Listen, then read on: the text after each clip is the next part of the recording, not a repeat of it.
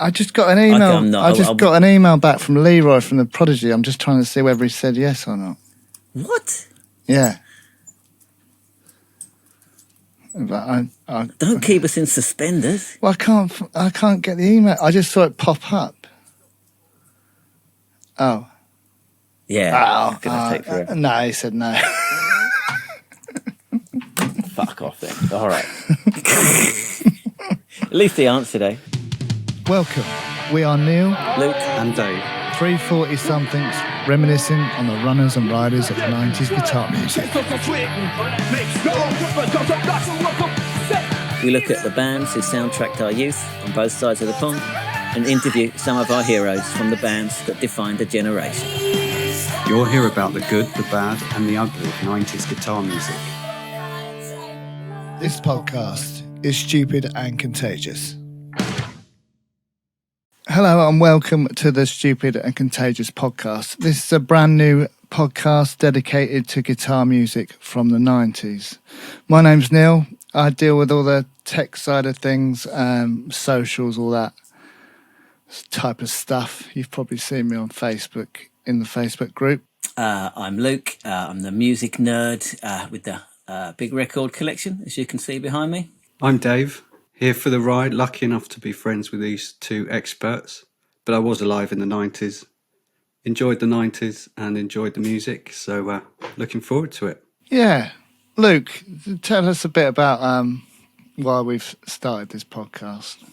Yeah, so, I mean, to be honest, the main thing was just we've been friends since school, basically, since we were 12 or 13, and we just saw the podcast as a good kind of excuse to kind of get together, catch up, have a chat about, the 90s and the music that we were listening to, and have a bit of a nostalgia fest. And so, yeah, we thought if it's interesting for us, then it might be interesting for other people. And then that kind of evolved, didn't it? And we started to think about doing interviews and stuff like that. It's going to be... So, yeah, that was basically how it came about and how it's evolving. It kind of all came about, kind of by accident. We just kind of got chatting. About 90s music, like we always do. And then we thought, well, maybe other people would be interested in chatting about 90s music. Literally exactly what I just fucking said, man. Just repeating. Yeah, I thought that people wouldn't really understand what you were saying. That's true. I mean, you're right. Go on. I should have put subtitles for me. You've been living in Japan for a while. I have. I should have said. I'm based in Tokyo, by the way. It's probably why you can't understand my accent. Fucking hell. Well, yeah, basically that's it anyway. So, yeah. But yeah, the interview thing kind of came about by accident, really, because I just thought, because we were just going to do a podcast, just sort of us, and we thought that that's only sort of sustainable for so long before it probably gets a little bit boring for everyone else. Yeah. So then we thought we'd try and get players from the 90s involved.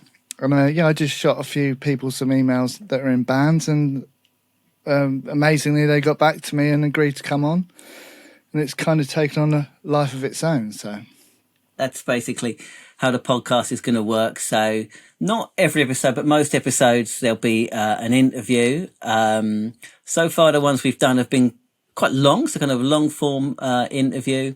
We'll introduce a bit about the band, and we'll have a chat about our own kind of memories of the band. Either if we did manage to go and see them live, we'll have a chat about that. Anything else we're going to be doing?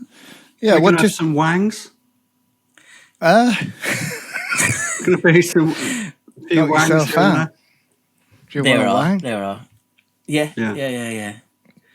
Dave explained what do you mean by wang? Oh, why would I have to explain that? What are you talking about, Neil? It's just going to have some wang. What's a wang? Everyone knows what a wang is.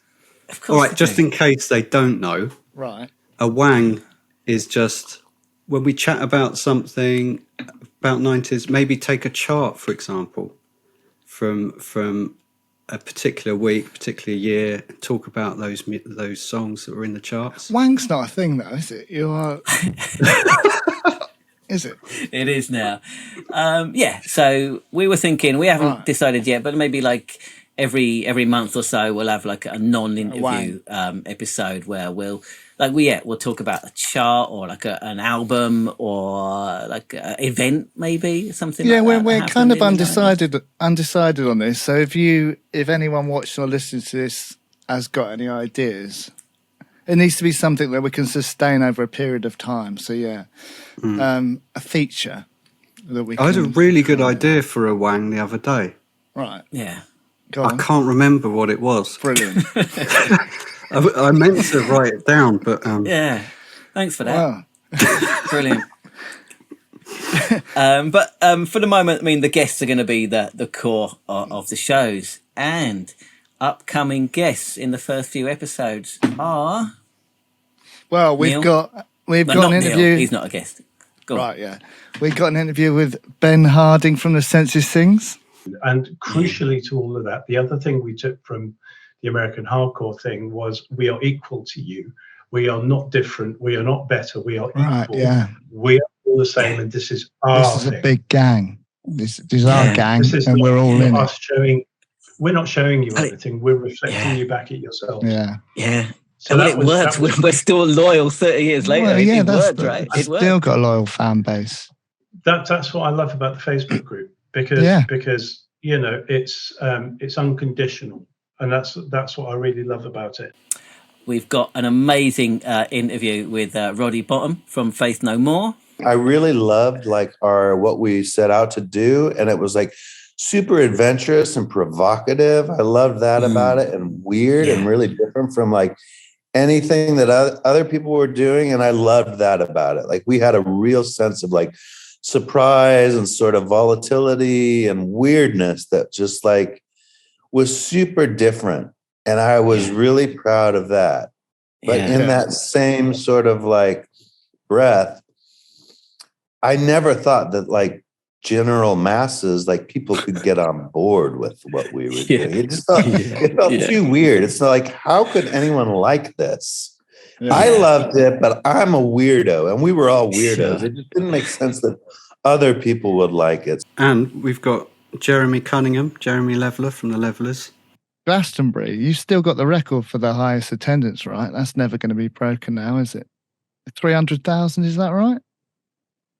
I think it's 350 or something, but it only got that big because of being let in under the fence by a Rasta charging you 20 quid. See, yeah, you stopped that in 1994, I think, right? Did it feel big at the time? Like when you looked out, did you think, fucking hell, there's a lot of people here?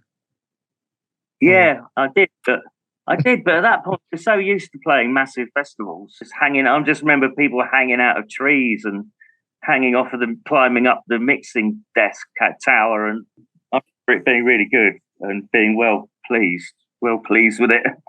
So yeah, they're the first sort of three that we got lined up for you. We have got quite a few more that we've done as well. So and more booked in for the coming weeks.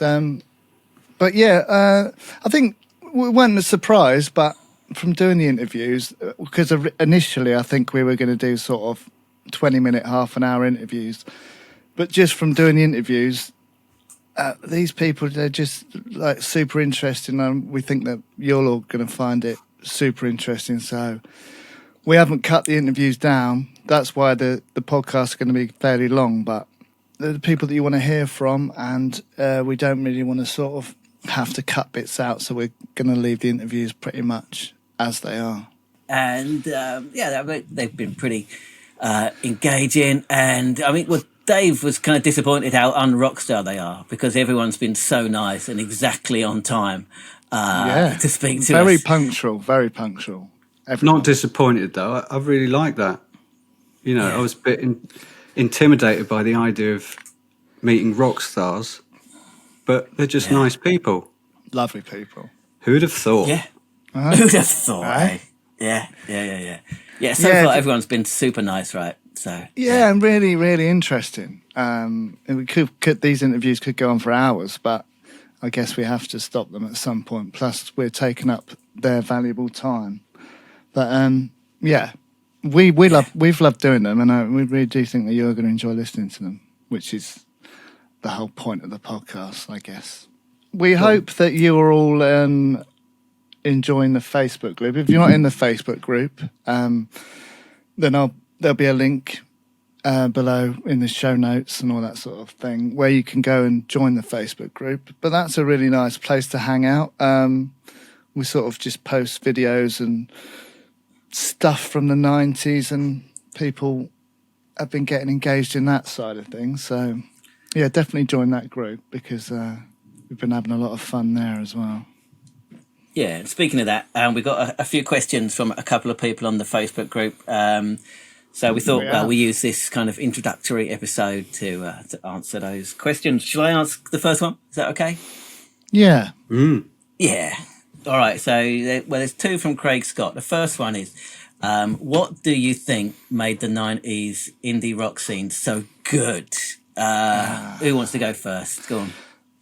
I can say where I think the last really good period of music for a number of reasons, really. But what I've picked up on, we've spoken about it with some of the guests, is it was the last real generation before mobile phones, the internet, all that sort of thing. So I think there was more of a sense of community, subculture. Luke loves subcultures, so I'm sure you're going to be hearing a lot about the history of youth subcultures from me. Yeah, go on.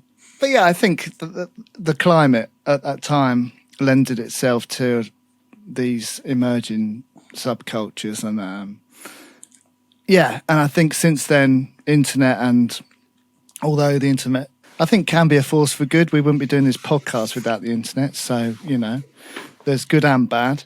Things have changed since then, I would say, and the way that people consume music and go and watch music is different to what it was in the 90s. I think most people would be able to agree with that, or disagree, I don't know. But the technology has changed music as well, isn't it? For sure. I mean, love or hate modern music, it's just perfect, isn't it? It's like perfectly produced. Yeah. And the raw guitar stuff from our era, it stands out against it. I think so, yeah, I think so. But it's too perfect now.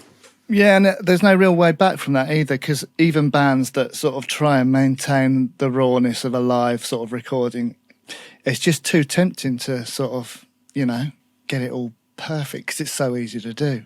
And it's really hard to sort of not do that now, I think. There's another boring answer, is that we're just biased. But this is the thing. We're old, and I think every kid will say that their generation's music was the best generation, right? So maybe we just. I don't think so. Because I think I always think that the best music is the music that's being made now. Yeah. So I always think new music is the best music because it's building on everything that's gone before it, and it's able to do that. So I don't think the 90s is the best music ever. But my answer is what made it so good. It's similar to you, Neil. I think like the kind of that sense of kind of being part of something bigger than yourself that kind of youth subcultures allow. I think when you're the age we were, which is early to mid teens, basically, then there's just nothing more important, and to be able to kind of connect, to put both of your points together, to kind of connect like that in the physical world, right, where you need with other people, going to live gigs, whatever, going to the Woolworths to buy the cassette, that makes you feel part of something, and I think music, because we talked about it in an upcoming interview with Stu Whiffin from the Pink Toothbrush. Yeah. The idea of kind of, there's less tribalism than there used to be, which is a good thing in a lot of ways. But I think for me, it's what made the indie and the 90s guitar scene so great and so important. Well, Dave, what do you reckon about this? Because you claim you were never really part of the scene. You never really put your full identity. I mean, into Dave being was an indie kid, was so- busy listening to the Lighthouse Family. Come on.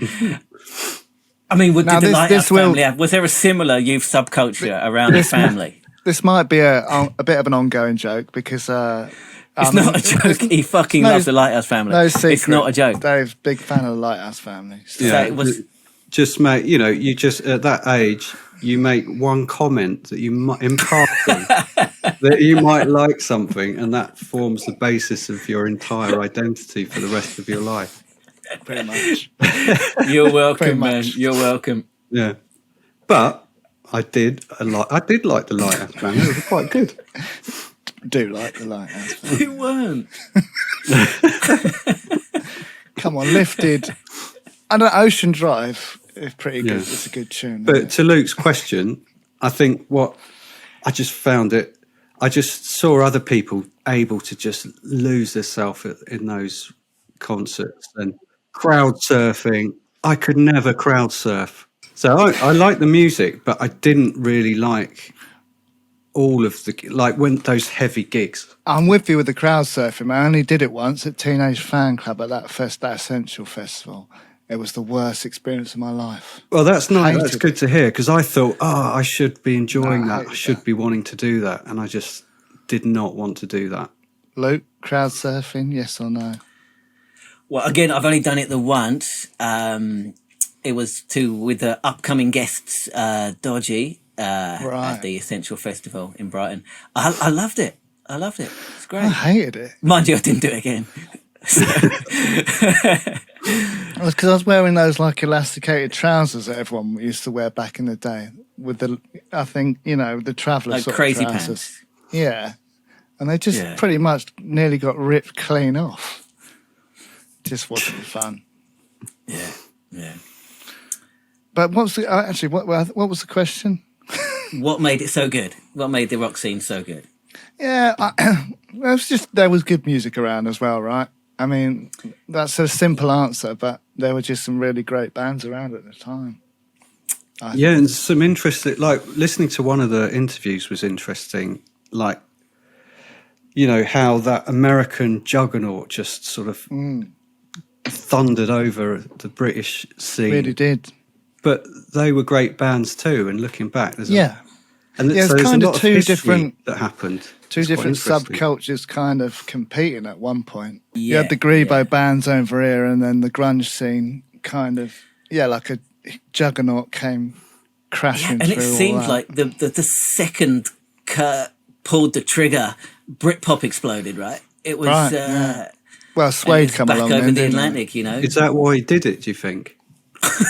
to kill it, to kill off that scene. Yeah, he thought let's give the Brits a chance. Maybe.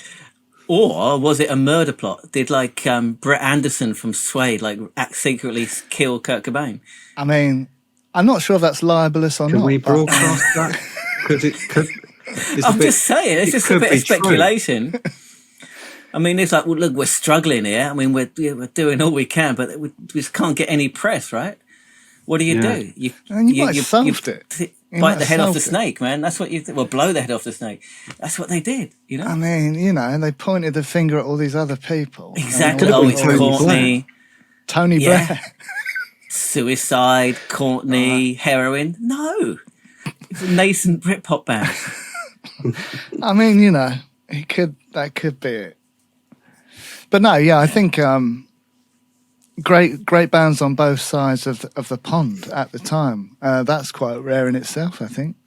Two different sort of subcultures. And it was a time when, guitar music could get into the charts. Guitar music was pop music. Yeah. Which is great. It's just great. If you like guitars like we do, it's just perfect, right?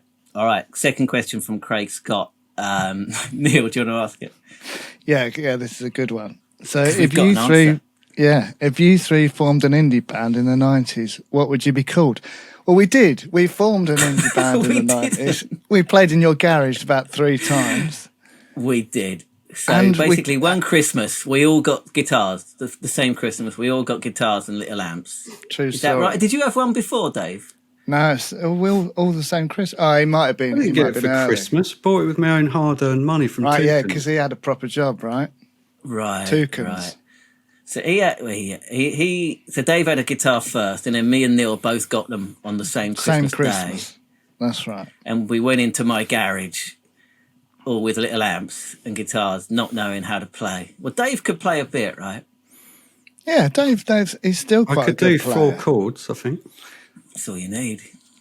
Yeah, but the band, I don't know if we actually called the band this, but I think this was more sort of I can't remember how it came about, but I always said that a good name for a band would be Ferocious John, and I think that's what we'd have gone with.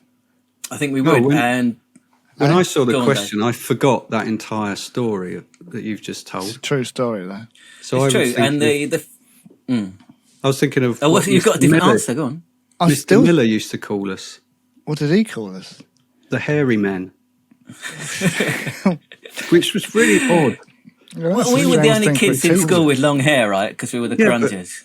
If you've got long Strange hair, thing you're for a not called teacher to hairy, say. are you? So No. it's a bit weird, That's But true. he also said that you shouldn't use soap, didn't he? That's oh no, you true. should use or deodorant. You shouldn't Don't use something. deodorant. No deodorant. Yeah. He was So I sorry. wouldn't go He was a with what he science said. teacher for people listening. He was our science teacher. Yeah. We decided the first album was going to be called Unnecessary Violence. That's right. So, we had a band name, an album name, and I still think that Ferocious John is a good name for a band. So, It's John without an H, just Jon. Jon, yeah. Yeah. Oh right, yeah. That makes a massive difference. Doesn't it? Unnecessary Violence.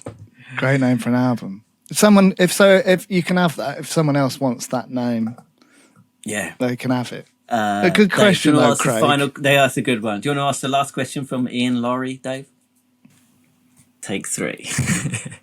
All right. We're going to move on to the final question, and we're going to be honest and say this is our third attempt to answer this question. So it's from the Facebook group, Ian Laurie, which I believe is your mate, Neil. Is that right? Yeah, co-founding member of Britpop band, the Main Street. Not the Main Street, Main Street. Yeah, Main Street, yeah. I was going to explain who they were, but I'm sure most people listening know who they are. So They should. They're Neil's band, by the way, listeners or viewers. Anyway, Dave, do you want to read Ian's question that proved too difficult for all of us? Go. What elements of the 90s indie and alternative scene do you predict could reoccur in the future, and what elements do you feel could never be repeated, and why? I'm going to start this time because I want to keep you on the right path. So, regarding reoccur, of course, nobody knows, but I really hope there's going to be a return of politics coming back to indie music or guitar music. So, like some of the bands we've been talking to, Sensor and the Levelers and that, they're talking about the criminal justice bill and all that was going on in the early 90s. And, at the moment, especially in the UK, everything is so fucked. It's, the stage is set, right? The stage is set. Yeah. Something. Someone else posted in the Facebook page Benefits album a couple of days ago. That's like full on fierce, angry, political ranting, basically. And it's just a great record. So that's like a good start. But I mean, they're never going to be, mainstream. So there needs to be something. I don't know. There needs to be something. The movements in the 90s weren't mainstream either, really, were they? The bands of the 90s weren't mainstream bands. True. But they still had a point to make. By chance, really, that they burst out. It wasn't because of the politics, was it? No, true. Yeah. True. Yeah. So, and a lot of them kind of used their platform once they got it to go into a bit more political stuff as well. They didn't start off political necessarily. So yeah, that's true. That's true. I think the music and the movements are probably already there. It's just, well, Luke, you would probably be up on it. Yeah, I mean, there's a couple of bands like that. So Benefits is a really good example. They just angry ranting about the state of Britain, basically, under this kind of industrial, kind of very simple kind of beat, and it totally works. I don't know. There must be some more that I'm trying to think off the top of my head. There must be some more, right? There's got to be, right? Yeah. But I guess in terms of musical movements, there hasn't been one for a while that I can think of. No, right. So we were talking about this to upcoming guest Stu Whiffin, right? So yeah, I can't think of a youth subculture since emo. No, not really. Basically, right? So maybe that's something. There'll be a new one that'll come along. I hope that's something that could reoccur. A different youth subculture come up. We struggle with the question, so I had to reach for my old friend ChatGPT. Here we go. Did you ask that exact question? I asked that exact question. Oh, go on, that's a big and I'll just summarise. So it gave me 3 things that could repeat and 3 that were less likely to repeat. So could repeat the lo-fi recording techniques, the raw sounds, definitely could make a comeback. Well, that's like why vinyl's made a comeback. It could. I don't think it could, but it would have to be. It would have to be deliberately manipulated to be raw. So it'd be like inauthentically raw. You can still record to tape. It's quite hard to find studios that still record in that way, and I think it's difficult for bands to stay true to that as well. Because if you've got the option to get all the drums in time and all that sort of thing, then bands are just going to take that option most of the time. Yeah, and things never repeat exactly, do they? It's like history. No. True. It kind of comes back in a similar shape. Okay. Yeah. Yeah, that would be cool. Yeah, you're never gonna have the exact recording processes that you had back in those days. Especially that was when like synthesizers and stuff like that were fairly new. They came around sort of mid to late 80s. So, when Sensor were doing their thing early 90s with, a live DJ and stuff, that's insane at that time to be doing that sort of thing. That was really impressive. But maybe like the lo-fi thing to come in the future will be like just from people like recording on their phones and shit and uploading it to TikTok, and that's why it's lo-fi, and then it becomes a massive hit, right? Because the third thing it said was the DIY culture could repeat, and that's what you're saying, really, isn't it? Yeah. I mean, bands already you can record like a radio quality song in your room now. You can. Well, look at Billie Eilish, right? That whole first album was recorded literally in her teenage bedroom. Yeah. So that's exciting. I think stuff like that. Yeah.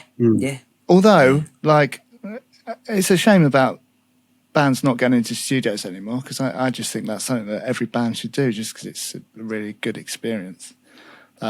That is a shame, and it's a shame that all the studios are.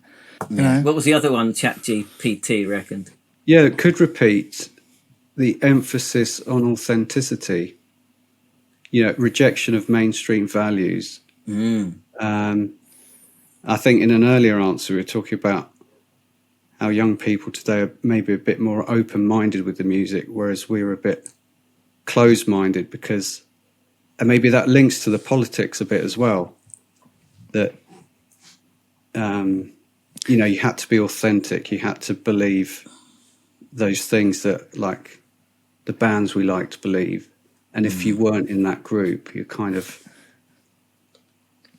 shunned from that scene a bit. I think a lot of, on the political side of things, I think a lot of youngsters these days, it's not that they're not involved in it, it's more they see it all and just think it's all bollocks. It's all bullshit. Or they care about different things, right? Yeah, but I think they've sort of given up trying to change things because they can just see that it's all a load of nonsense. I don't know, man. I think the next generation that are coming through, they've got the potential, right? Oh, yeah, they've got their heads screwed on for sure. Yeah. All right, Dave, what's less likely according to ChatGPT? Less likely to repeat, that exact cultural context. Yeah, of course. You remember the 90s, end of the Cold War. You remember this Fukuyama. I've probably pronounced his name right, the end of history. End of history. Yeah. The Berlin Wall came down, right? Yeah, time of hope, really. I mean, that was a moment that's gone. Yeah, I won't repeat exactly. Yeah, that's true. Like, yeah, just the historical context of when the music was around that plays a big part, right? Yeah. Yeah. I mean, you wouldn't have had Wind of Change by the Scorpions. Pretty good. Did you listen to that podcast about it? That song, What, the Wind of Change? No. You should listen. It's great. It's like this 8-part. It's like an investigative 8 parts, like investigative on that one song. Yeah, well, so there's apparently so this bloke, this American journalist, he heard that the Wind of Change was written by the CIA.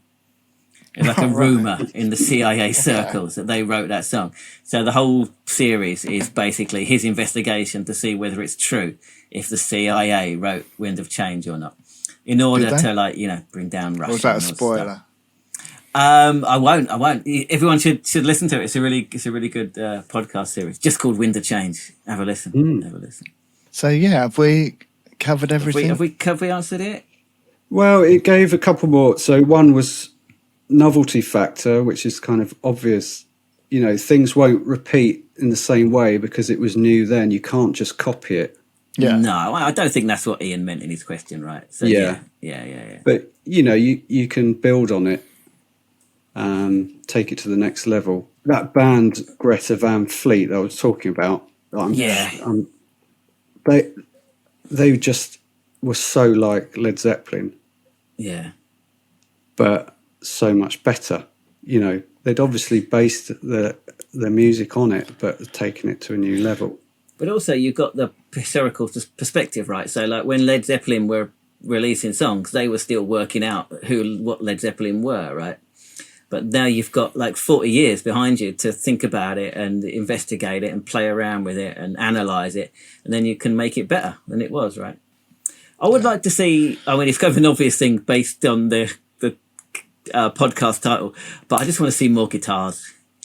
I just want to see more guitars come back, basically. Well, there are guitar bands, aren't there? Yeah. There's a lot of guitar bands. It's just you probably don't like them. Yeah, because they're dull as shit. Well, it's like the 1975. Right. Like Stu was talking about this as well. I know you don't like them, but there's no denying they've struck a chord. Like their gigs, huge gigs over it, and the production of the show is supposed to be. I didn't go to any of the gigs, but I did see some of them on YouTube, and they did look like really good shows. Yeah. I guess. Yeah. Have we answered it? I think we're done. I think we've tried. We've tried hard. That's all we can do. That's all we can do. All right. Let's finish up this inaugural first episode. Yeah, so this is us. This is we run the podcast. Did we introduce ourselves at the start? We did, didn't we? Yeah. We've done all that. Yeah. But what we really do want to build a bit of a community here.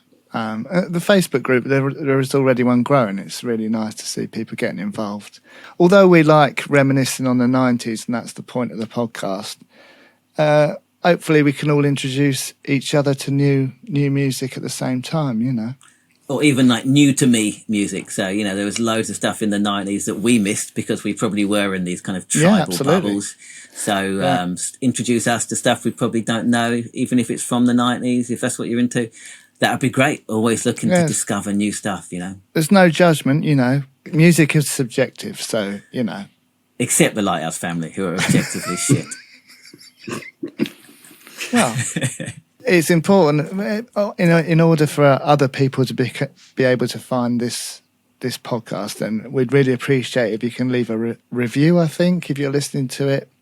Not really 100% sure how all the podcast platforms work, but you leave a review. Reviews whatever do help, yeah. Yeah, whatever it asks you to do or invites you to do, then do that. It will really help us out in getting this and podcast word of out mouth there. is the best way, basically. If you like it and you enjoy the interviews and stuff, tell a friend, tell a couple of friends, and just spreading it through word of mouth is probably the best way to do it. And hopefully, like Neil said, grow the community and see where it goes, If you're watching us on YouTube, then make sure you subscribe to the channel. Leave comments, keep the conversation going. Yeah, it just really helps because it's a new podcast. People need to find it in order to be able to enjoy it and listen to it. So help us out in that respect. See you next time. Next interview. Next will be our first interview. See you then. See you then.